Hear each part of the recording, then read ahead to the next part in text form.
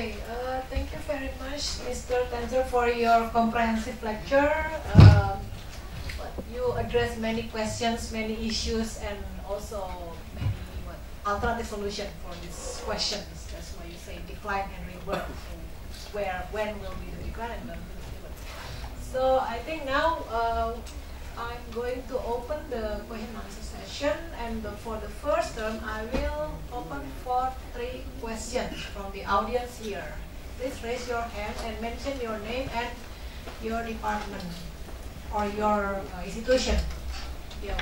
1, 2, 1 again. Okay, maybe the in the middle. Yeah. Hello, bonjour. You mentioned, my name is Charles Schuster. You mentioned a number of things that I was wondering if you were going to talk about. And you just briefly mentioned Catalonia. And I'm wondering your thoughts on Catalonia. Also, why are the young going for the far right? That I don't understand. A third quick question, and you very briefly mentioned, what's the role of the United Nations for the future? So, Catalonia, the far right with the young, and the United Nations. Thank you. Thank you. Oh, no, maybe, I don't know, you can maybe take 2 or 3 on the first round, and then it could be a second round, I don't know if you agree. Yeah. Okay, yeah, sure. Okay. Next questions? Yeah, please. Hello, sir. My name is Michael Gratia Prianes Matupang, and I am from Computer Science.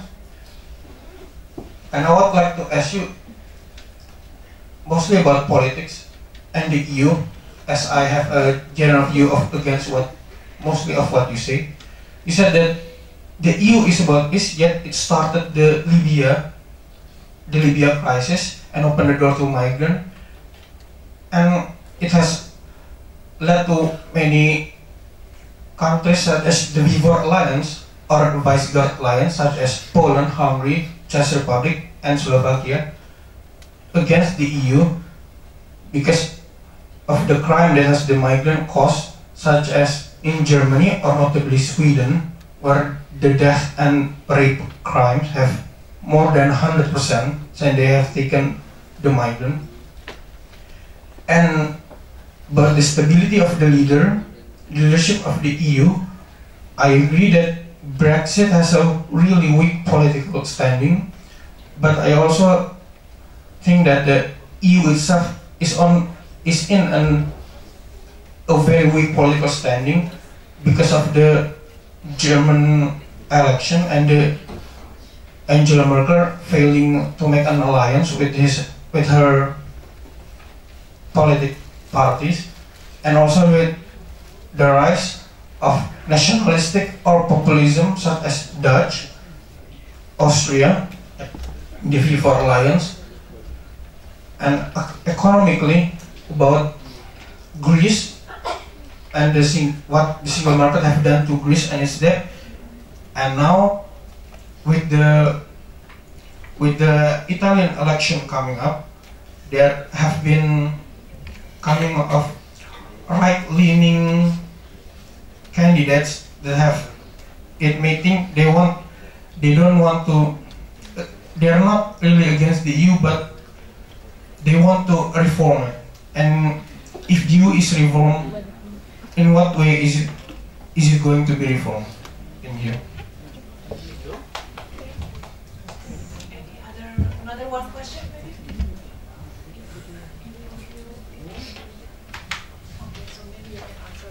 Thank you very much. Yes, I take the mic. Thank you. This one? Thank you very much for those very important questions. Well, I think the first one was, let's take this one, was about Catalonia. I must say that I am not praising very much what happened in Catalonia. Basically, it's a true danger. I understand, of course, the resentment of the Catalonian people towards Madrid. You have the historical legacy, and I think that well, the Rajoy government was probably not handling this crisis very well, certainly. But I'm just wondering why people, instead of looking, I will say, the wide world, looking at Europe, looking at just trying to, I will say, just to leaving the borders, to unite with the others, are still, I will say, inwards looking. And for me, all the kinds of, I will say, particularisms, like Catalonian, could be others, that could be exactly in France with Corsica. I think that's just a big closed-mindedness. Of course, I am hearing some Catalonian people saying, yes, you have a sort of new colonialism, oppression coming from Madrid, from Spain, and etc. I was very recently traveling to Brussels, and there were a lot of demonstrators. And I was just saying to my local, all those people in the trains are speaking Spanish, and there was a guy just saying, oh no, I am Catalonian, not Spanish. And I said, no, you are Spanish. You're not Catalonian, okay. I am Parisian also, but I am French, and I am European, and I am citizen of the world. Then I stopped the discussion because I didn't want to have a sort of fight, in the train, of course. But you know, for me, it's just not understandable. And I think that I'm very afraid, because of course I have to understand what happened. I just not have to blame and say, no, you're wrong. That's not, I think, a good solution. But to have to understand what happened to those people, that they are so, I will say, short-sighted people. And I think that's also that kind of things that Europe have to answer. Not only in Spain, but also in France, in the Netherlands, in Poland, etc. Because I think that we can have a parallel, we can drive a parallel between what happened in the UK with Brexit, what happened in Catalonia, what happened in France with Corsica and with all those peoples, what could happen also in some part of Poland, Hungary, and sometimes in Romania. You have other secessionist movement with what happened, with the Lega Nord in Italy, etc., etc. That's basically a question also of culture.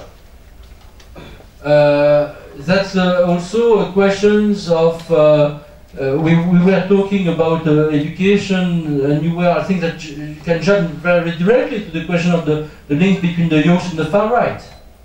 But that's exactly the same for radical left, In my view, you have a strong parallel within all those kind of movements, which are basically about rejections of universalist ideas, rejection of the world. And that's also not only resentment, but I think that people are very scared of something. They do not understand the world anymore. And while not understanding the world anymore, they are trying to protect themselves and to closing their mind just to protect themselves, which is not a solution, because I do not think that those people are very happy with that. That they are not more afraid when joining the same groups of, I will say, nationalist people. It's just a sign of despair. And the answer to that is, okay, again, is education, education. And education, especially through humanities. I was just talking about that just before.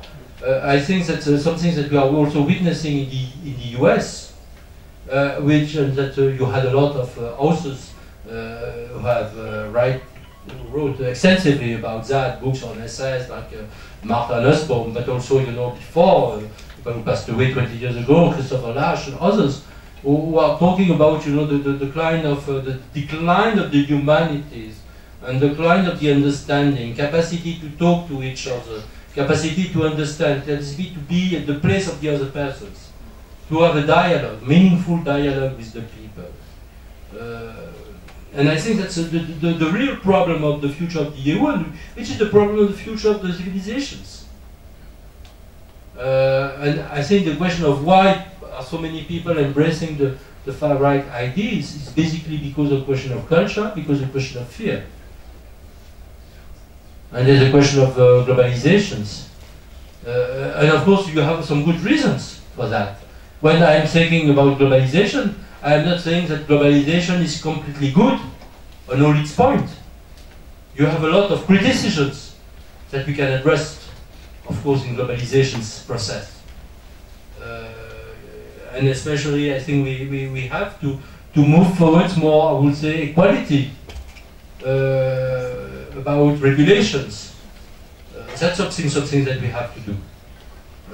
And I think that the question is not for us just not to say we must be liberal, we must be open-minded, but the question is how we are also finding good arguments in fighting not only the people who are closing their mind, but also some people who have, I would say, egoistic behaviors and who do not understand what could be the real threats in globalizations that could create this kind of resentment. And not only in Europe, could be also in Asian countries, could be in the Middle East countries also. And I think that those questions we have must really be addressed in the next time. Then I think the question of the UN.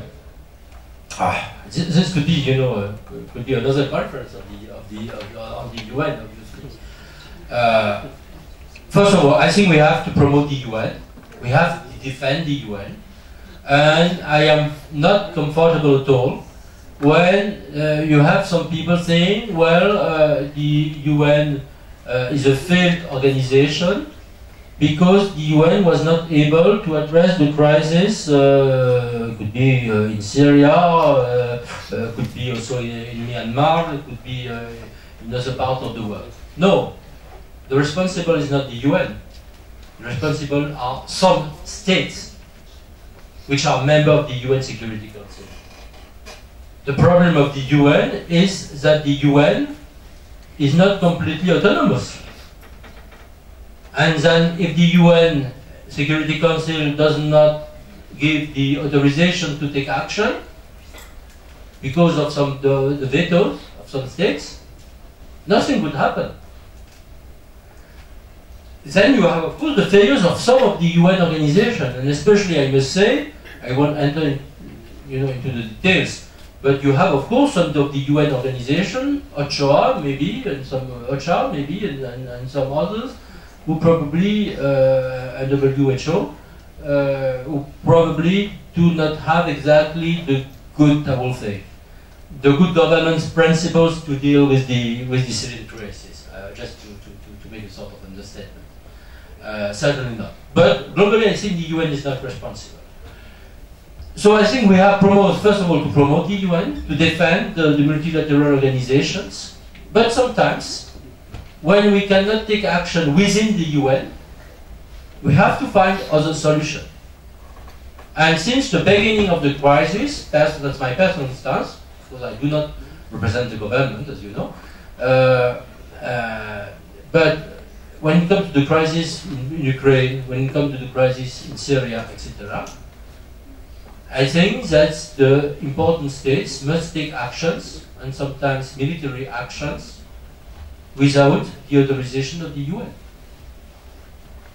And that's very unfortunate, but I cannot find any other solutions. If possible, we must act within the UN, and with the UN authorizations and mandate of the UN Security Council.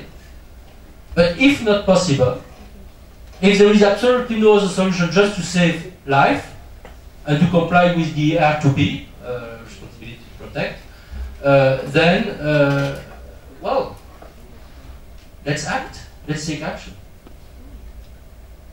That's my answer when it comes to the US. Then I think there is another question, which is the question of, we'll say the question of the reform of the EU. That was your point, I think. And you had, of course, a lot of other considerations. First of all,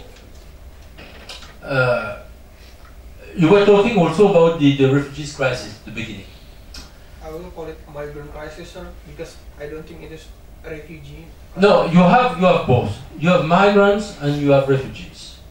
And I'm saying that sometimes it's very difficult to make the distinctions between the two. Of course, you have refugees who are fleeing regimes, oppressive regimes, dictatorships. Could be, of course, Syria, could be Eritrea, could be Ethiopia, could be sometimes Afghanistan, etc. Could be some other countries too. But sometimes you have, of course, migrants who are fleeing their own countries because they cannot survive them. They cannot survive there because of the economic conditions. And sometimes you have people who are both refugees and in a way migrants. The problem is, first of all, that of course we cannot accept everyone coming to Europe. That's obvious. But we must treat those people, first of all, with humanity. And we must know also that neither the refugees nor the migrants are the responsible of, I will say, more numerous crimes than the others. The question of the fear of the migrants, the fear of the refugees, has absolutely no concrete basis. You had a lot of fake news, especially regarding, you know, the rape of the woman, etc. in Germany, in other countries. It is true, no, sir. No. Sorry. No. Those stories were completely forged, and were forged, especially some of them by Russian propaganda. Not only Russian propaganda, but mostly by Russian propaganda, just to destabilize the countries. They were also forged by some far-right groups. I'm not saying that, of course, you can find some exceptional cases. But most of the cases of the rapes were not real, were absolutely not real. You had a lot of fake news about, you know, some attacks, also in Sweden, which were completely untrue. Of course, sometimes it could happen also. But you just have a few cases that must not, of course, lead to a general fear, criticism, denunciations of the migrants and or the refugees. And you have also to understand that's because of the demographic situations in most of the EU countries, the fact that we will have to welcome refugees or migrants, that will be a true necessity in the years to come. With, of course, the question of the integrations, with, of course, the question of the homogeneity of the society, with, of course, the questions of the fact that all those people have to stand for the state values, to protect the same values. And the question is not the question of the religions. All the people could be without any religions, or Catholic, or Muslims, or Jews, I don't know. That's not the problem. And the question of the values, of course, is the question is completely central. But if we consider, and I know personally, I must say a lot of Syrian refugees, for instance, and you have the people who are completely integrated to the urban societies, who are exactly know as French, or as German, as Belgian, as Polish, etc. Polish are not so many, let me say that. As I am. And there is absolutely no difference. And when it comes to their skills and competencies, you had a lot of people, especially those coming from Syria, who are, I will say, excellent doctors, engineers, computer scientists, etc. Sometimes better than we are, I must say. So I think that the question that we have to address is, of course, the question of, we have maybe to limit the numbers. We cannot accept that you have a lot, all the people coming to your country. Obviously not. There must be, of course, some limitations in the time. There must be some management. But still, I think, when it comes to welcome in some countries 30,000 people for a country of 60 million, well, I think it's not a true challenge. And even my country, I have to say, very publicly, I said it quite time, my country, France, must and can do more. that it is doing now. Even my country. I'm not talking only about the other countries. And if we consider, when it comes to, especially to the Syrian crisis, if we consider, for instance, the people that we have, the refugees camps that we have in Turkey, in Jordan, also a little bit less in Egypt, or that we have in Lebanon. Just say in Jordan, we have 1 million refugees, and the total population of Jordan is 4 million. So we have 1 on 4 people who are refugees, and they are still able to manage. Just imagine for a country like France, 66 million people. That will be that we'll have, well, about 16 or 17 million people in France. Of course, that would be not possible, I think. But that's exactly the same proportion that we have in Jordan. Then when it comes to the reform of Europe, of course the reform of Europe is needed, and my president and the same Emmanuel Macron would think that of course we have to reform Europe. We have to reform Europe when it comes to the institutions, when it comes to the rule of law, when it comes to the democratic decision, when it comes to the structures, when it comes to the values, or when it comes to the representation, of course. And I think that the question of the reform of Europe is a real continuous process that we have to address, because if we are not able to reform Europe, then obviously we are doomed to fail. Thank you, Matt. No, maybe another wave of questions. Okay. We still have about 10 minutes left. Any other questions? There's a gentleman here, and then Oh, yeah. gentleman here, and then the gentleman there. Okay. Please be brief and comprehensive. Thank you. Thank you very much. I'm Michel Larouet, I'm an intercultural coach here. I have one question about Islam. You know that a large majority of the population in this country is Muslim, and therefore the rise of radical Islamism is an issue here. What is the situation in Europe? And I will ask the question in 2 ways. Inside the country, and you talk about it briefly, about the coherence of the population inside first, and outside, the relation between European countries and Europe as such with countries such as Iran and Saudi Arabia. Thank you.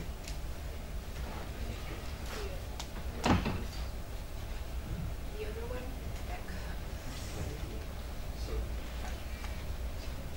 My name is Grandy from Communication Department. I would like to ask about the cultural side of this discussion. Because in my opinion, Europe is always becoming example, especially maybe French from the cultural standpoint. And I would, you always talk, before you talk about the youth movement, like freedom of speech, and one of them is about, in my opinion, the being largely talking about is in the social media, like more than 2 gender issue and like social justice and stuff like that.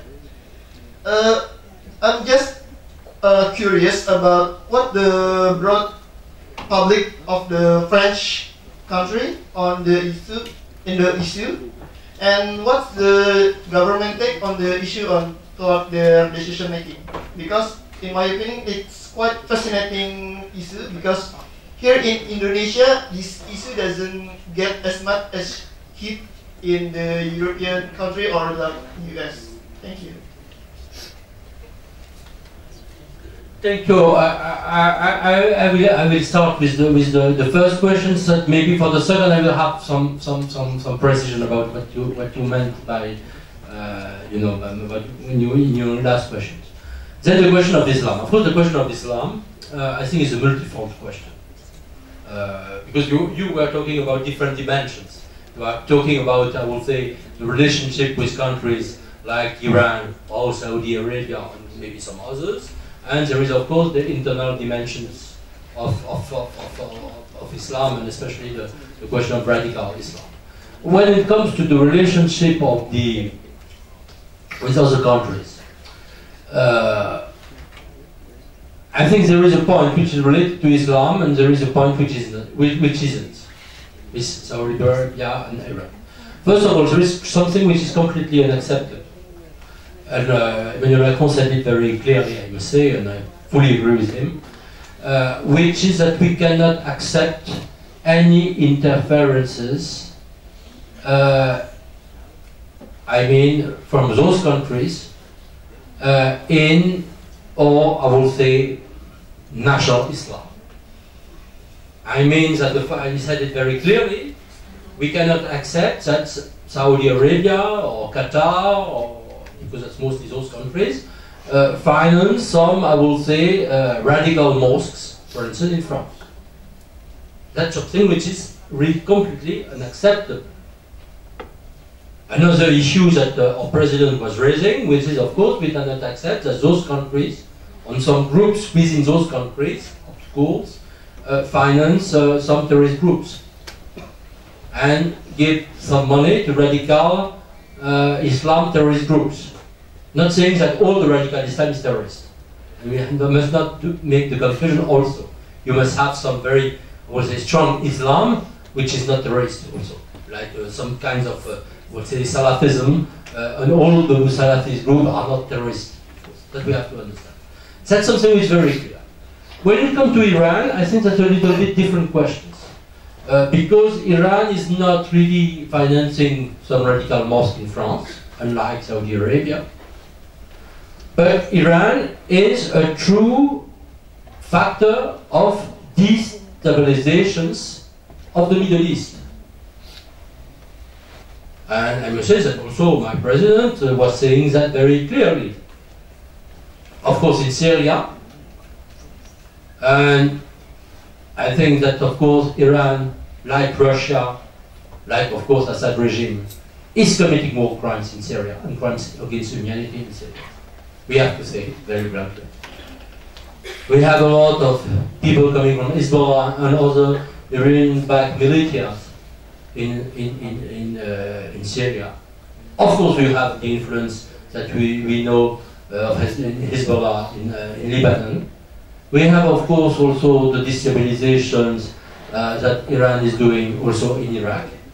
And we have, of course, threat to Israel. And basically, Israel is our friend. Allies, even if we sometimes disagree, of course, with the Israelis' government position, on some issue like the settlements, in Cisjordania and other issues. We may disagree with the Israeli government, but think that is an ally. That's very clear. And that's, of course, a factor of destabilization, which is something which is not linked exactly to Islam. Then there is another problem, which is the question of Islam, I will say, at home. First of all, we have in France about, I don't have exactly the precise number, we must have about 5 to 6 million Muslims. And they do not represent a threat. Of course, not a terrorist threat, not a cultural threat. Most of the Islam people are living very peacefully in France, without any problem with the people who are not Muslims. Of course, you have some minority groups, not talking about the terrorists, because terrorists is something different. Of course, you have some terrorists, but of course, if you have a very tiny minority of Muslim people who are terrorists, and you have also some terrorists coming from other parts of the, I would say, who are not Muslim also, so that's not the real problem. But when it comes to radical Islam, you have, of course, some radical Islam mosques, and you have some people who are promoting some ideas which are completely not complying with the liberal values, with the questions of the life in common, with the principle of, I will say, tolerance, and that's not acceptable. And that's not acceptable. We must say it very, very, very clearly. And the problem is not Islam. The problem is not a very tiny kind of minority who are not just complying with the, I would say, the rule in France. That's all. And I think we must not exaggerate this problem. Then you have, of course, something which is a cultural problem, which is the problem of integrations, which is the problem of, I will say, the questions of education, which is the problem of, I will say, the social inclusion, which is, of course, the problem with, for many people, poor people, and notably enough migrants, who are not integrated because of their education, because they do not have a good access to jobs, because they are unemployed, because they live in very poor parts, poor areas in France, who are not integrated into the society. And again, the answer is education, education, education. And I was answering a question from one of your colleagues, about about the question of the rise of the far right, among some categories of young people. And I think radical Islam and the far right, they have a lot of common. That's basically closed-mindedness. That's not tolerance. That's not openness. And for me, it's exactly the same. And if we have to fight against far right, we have to fight against some kinds of radical Islam, exactly the same way. That's all on that. But of course, we can discuss a lot about these very sensitive issues. You have the question about, I think it was the question about culture. Yes. And so I think, of course, Europe is all about culture, but culture is about, culture which is oriented, of course, to freedom, to tolerance, to diversity. And I think the question of culture is basically a question of education. Of course, we have to build Europe through culture, because we have to build Europe through education. And I think that's very important for all the European people to know about the culture of the other countries, about the Greek books, about the important authors. And I think that we French people, we have to know a lot about, I would say, Cervantes, about Goethe, about Shakespeare, about all the authors, and the same way around, the other way around. Of course. But that's also that's the question of diversity, and that's the question of open-mindedness. But the idea that we can, that was something that Monet never said. We have to begin Europe with culture, and of course there was pure blunder, because there must be some superstructures. There must be culture. But of course, culture is not enough to beat something which is very concrete and that brings some access to the European people. And I think that the founding fathers of Europe were right to begin with economy, because if Europe was successful, it was first of all successful, in economy, even if there is also the economic crisis, the unemployment, etc. And your other questions was about, maybe I didn't understand it quite well. What's about what exactly? Could you repeat? Does the culture that being heated and being talking about have any factor in the government decision making toward making the new law, etc., etc.? On culture specifically, you mean? Yes. No, I don't think, because I think that's when it comes to culture, you have different kind of things. First of all, I must say that culture is not exactly European competence. It remains the culture of the governments, and sometimes in some federal states of the local authorities. For instance, in Germany, the culture is basically the competence of what we call the Länder, which are the region in Germany, and not the competence of the federal state, for instance. But the idea is that we could, of course, have something like culture being a European competence. I don't think so. But of course, we have to create more homogeneity, and we have some. Of course, there is some, I would say, some European subside for that to learn more, and you had a lot of books written about that to learn about European history, and I think it's very important for, I would say, the French students to learn about European history and to learn about German history, Spanish history, etc., and Polish history, and the same way around, also exactly the same thing.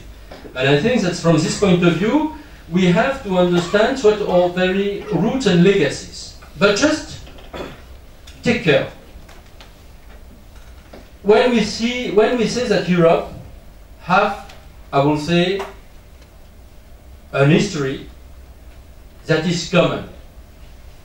When we say that Europe has common roots, it's not exactly that. Because if we are learning history, what we see in European history, we see, of course, a lot of values that we are praising very much. Enlightenment, tolerance, human rights, rule of law. But in the history of Europe, we see also intolerance, bigotry. Let's say, for instance, the Catholic Inquisition in Spain. You have fascism, you have Nazism, you have anti-Semitism, you have xenophobia, you have Islamophobia. And in fact, in European history, you have a lot of wars. You have a lot of wars of religions, especially in the 16th century. You had a lot of, I would say, nationalistic urges. So basically, when it comes to the European culture and European history, we have ourselves, by our own, according to our own values, on our judgment, to select the values and the parts of the common history that we want to be vibrant and alive to build our common future. Thank you very much. Thank you. Well, unfortunately, we have time limitation. Actually, we still want to ask more questions to you, I guess. Okay, because we come to the end of the session, so thank you very much, Mr. Tenzer, for your nice and comprehensive lecture about European integration and global issues. We hope that your question is answered. Thank you. Become a part of this panel. Okay, now we come to the session of even token and group photo. So I would like to ask Professor Tirta Musitama to give a token to our special guest today, Mr. Nicholas Tenzer.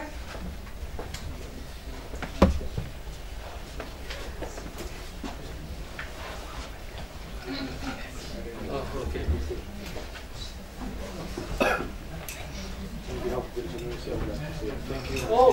Oh, that's very kind. Oh, that's great. Oh, that's beautiful. Oh, yes, I know. Oh, very nice. Thank you. Thank you so much.